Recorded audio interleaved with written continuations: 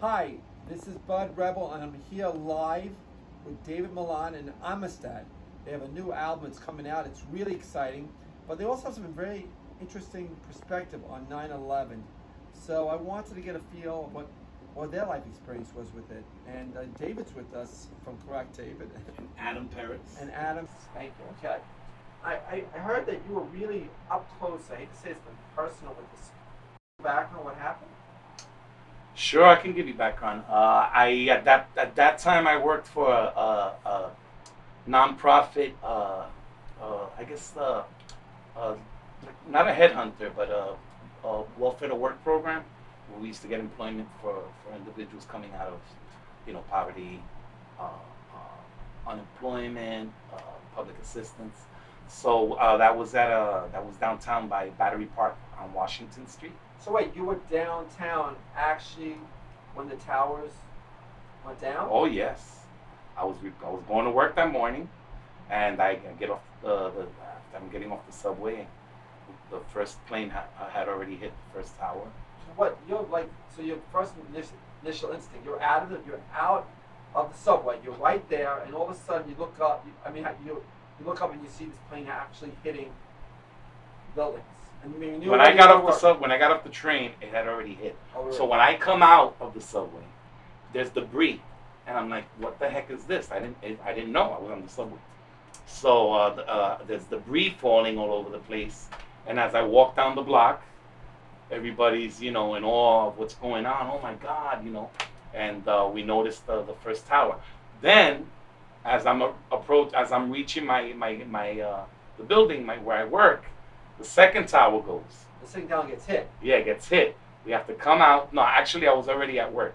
We had to come out. So the whole company's in the over there by Battery Park. We're all looking at the towers, and all of a sudden, after a few minutes of looking at the, So what is initially everyone's?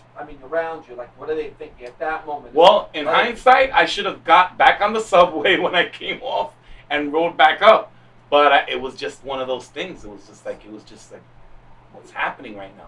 You didn't do they think initially it was terrorism? People think of this like it's a freak thing. Well, terrorism what I thought about the terrorism was, I worked over there by the one line, the one train by the South Ferry.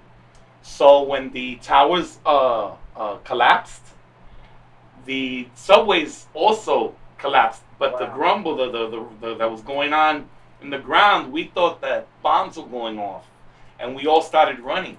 And that's as the I'll never forget this as long as I live. That's as the dust clouds start to come upon us, and then we hear the grumbling, and then it's just like, oh my God, we're being attacked. And you have all this dust on you, and you're like, all of a sudden, is it chaos? Does anybody know what to do? Where to go? What happens at that moment? No, we didn't know what to do. We started running, and remember that day we're running into buildings, like into buildings, but basically, thank God to our New York's finest, to our policemen and officers, and everybody else, fire department that day. They started to slowly manage us, into walking towards. I think that day we were walking towards 3rd Avenue and so on and so on. Everywhere we went. And you lived in the Bronx then? I did. I had to walk that day. I couldn't get a ride. The subways weren't working. So you walked from Manhattan back to the Bronx? From Battery Park over there by the ferry, all the way over the Willis Avenue Bridge. And I used to dress sharp. I was nice and skinny in those days. And no, but I had these shoes, the Bostonians with the wood heels, and I had my bag, my attaché bag, and my shoulder was so swollen, my ankle. But thank God, I was one of the fortunate ones. Wow. And so going back, everybody was like, were they numb? Was anybody talking to you? Did you break up to everybody? It was just one of those things that this type of tragedy happens, and you're in the middle, and it's just your mind is not in sync with what's going on. So there was a lot of fear. You finally come home. What time did you come home? I got home probably that day. That happened in the morning. My walk, I probably got up to the Bronx around 4 o'clock. 4 o'clock. Slow walker. Yeah. No, it was well.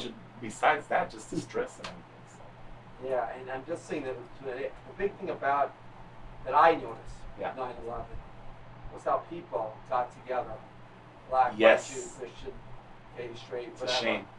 It was a really powerful moment. It was like one America. Yeah, it's a shame though. It takes a tragedy, something like that. Did you know people that were lost during that?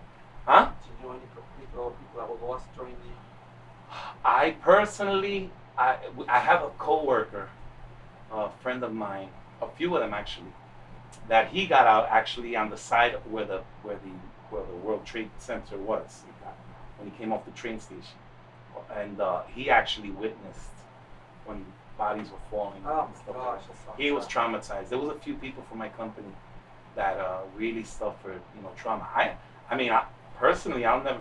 It was traumatizing for me too. I wasn't right there, but even after that, coming to work for the next 2 weeks, it was definitely like a military zone. You had to show your work ID.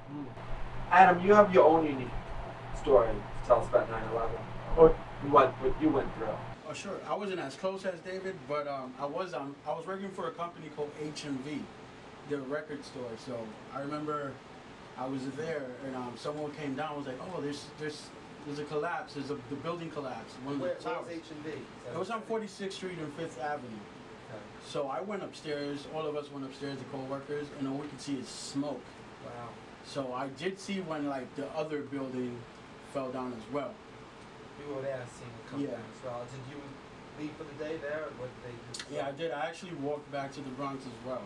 Wow. Same experience going back and walking back from there? Yeah, but I made it sooner than David. I made like at 2 o'clock because I'm a fast walker. You got a few streets. Yeah, but I had shoes and Yeah, that could hurt too. But my ankles. it must have been a crazy experience. It's still, even 20 years now, it's almost 20 years later, it's still in your head like it was yesterday, probably. Oh yeah. I just wish we as humans get back to that kind of loving we were embracing with each other. It's a crazy thing. I was going to say that it's an experience that we'll never forget. We all went through, and we went through it, and it was horrible. I was full of so much anger. One side, I was full of so much anger. At the same time, I was full of so much love for other Americans. Sure. It was like a twisted way of living, but in that sense, but it was it brought us together. That was a great thing. And maybe it can bring us, I hate to say it, but maybe, I wish something like this coronavirus that we all got together and said this is evil, we all battle the same way. Yeah, man. Instead of always fighting each other. Sure. Millan and the band Adan Perez. It's really great to see you guys, and hopefully, this music that you're putting out will make people feel really good and bring people together from all walks of life. Yes. I'm really excited to hear it myself, and let's all find a lot of more happiness. Awesome. Well, thank you for having us.